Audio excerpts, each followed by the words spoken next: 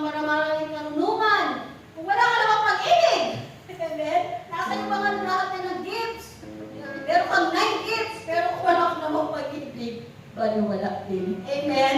No? Sabagat sabi nga ng Panginoon, ito yung pinakamahalagang bunga ng Espiritu Santo. No? At yun na nga, sabi nga, ang demonyo, paano mo kaya matatalo ang demonyo? Hindi mo kaya tanungin ng demonyo.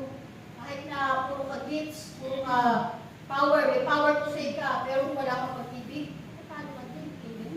Hindi mo kaya humarap sa demonyo kung ikaw puno ka ng galit, puno ka ng sama ng loob. Hindi mo yung kayang tanungin. No? Kampong ka. Kampong ka. Pag ikaw ay puno ka ng galit, ikaw ay kampon. Kampi ka. Paano matatalo yung demonyo? Amen?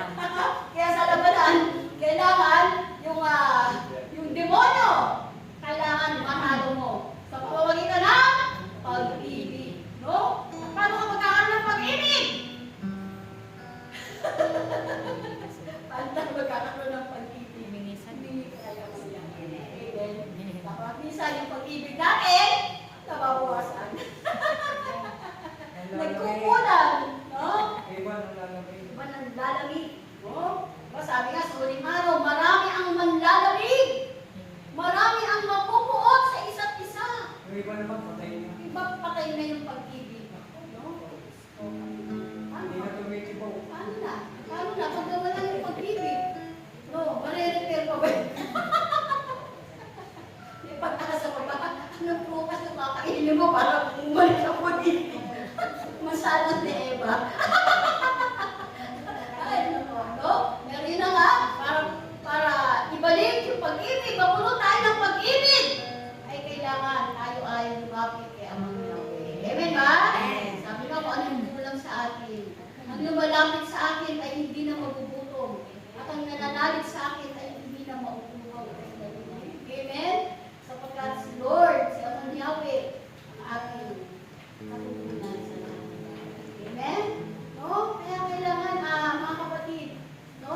Yung pag-ibig, yung puso natin. Napakalaga niyan. Lagi nakatingin si Ama sa puso natin. No? Gaano ba kalaki yung percent ng pag-ibig mo? Baka nawawala na. Damahin nyo nga yung mga puso nyo. No?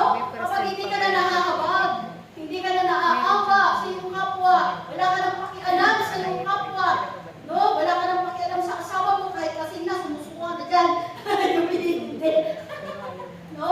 Wala na yung pag-ibig mo. Kasi yung asawa mo, binawagas na yung kabuhayan mo, walang puro inom, puro sugal. Wala nang pag-ibig. Paano na kaya? No? Nanlamig na. Sabi nga lobat ka ba? Wala na yung pag-ibig. Paano mo ibabalik ang pag-ibig? No? Pero yun na nga, sabi nga, tayo naman ay hindi tayo unang umibig kay Amang Yahweh. Si Amang unang umibig sa atin, ba? No? Sabi nga, kahit gano'n tayo kasama, mahal tayo ng Diyos. Ba? Mahal ka ba ng Panginoon? Mahal ka ba ni Amang Yahweh? Mahal ka ba?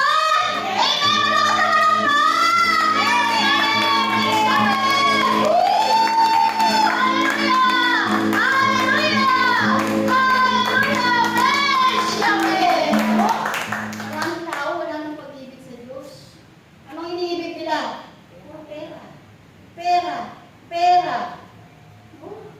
Puro pera na lang ang laman ng utak. Bakit maubusan ng pera? Mali-malita. No? Sabi nga po, yung pera, yung kayamanan, gamitin mo sa pakikipagkaibigan. Amen? Huwag magalitin niya para magkaroon ka ng kaaway. Oh? Kaya yung pera, gaano ka kayaman, yung lahat naman ay galit sa'yo. No? Kailangan yung pera, ibahagi mo! Sabog sa kalsada ba? Sabog sa kalsada. Pag may pera ka, pagkaligahin mo, yung mga kaibigan mo! Jollibee mo! No? Sarap kaya pag marami kang pera, diba? Lahat, pamimirihindahin mo yun no? Kaya sabi ko, pag ako nagkaroon ng pera, ako 1 million lang ako.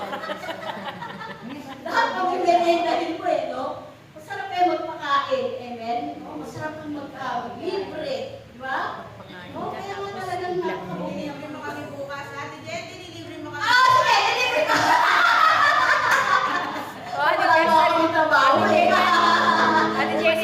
anniversary mo, di ba?